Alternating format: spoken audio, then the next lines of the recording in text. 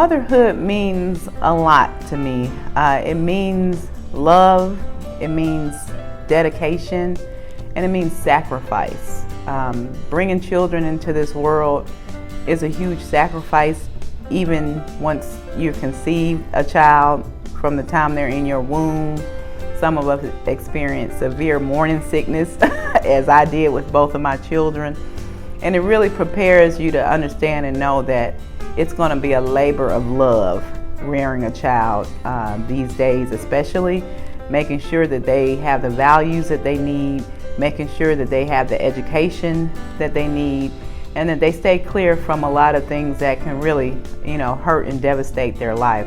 Giving them guidance and wisdom, it's a sacrifice.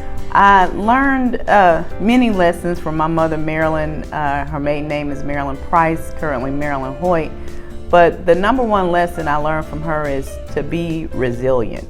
She is a very resilient woman, 81 years old, 5 kids, 3 marriages, and that you have to always be able to adapt and to change. Life will throw you curveballs, and she always bounced back with dignity and with honor, and she never stayed down. When things happened to her and to our family, she maneuvered, got back up, and made sure that we made it to the finish line. So my mother wrote a book about her journey as being a part of the Atlanta student movement here in Atlanta. She was a student at Spelman College, and during that time she actually was a fellow, and she went to Paris for a semester. But realizing the things that were happening here in this country, when she came back home, she was just distraught, and she felt like she had to do something about the injustices that were taking place, and that she couldn't just be on Spelman's campus in a gated community and separated from what her people were experiencing.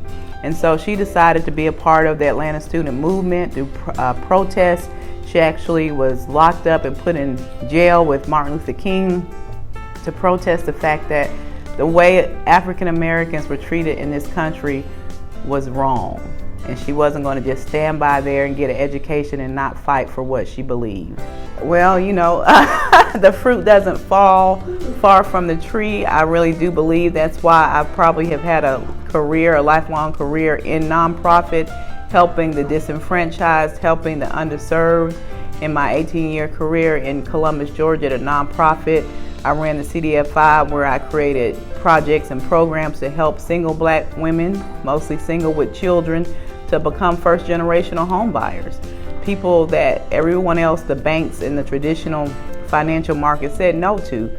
And so we opened up situations and programs and services where we could say yes to them, and they could actually afford to buy a house for the first time in generations.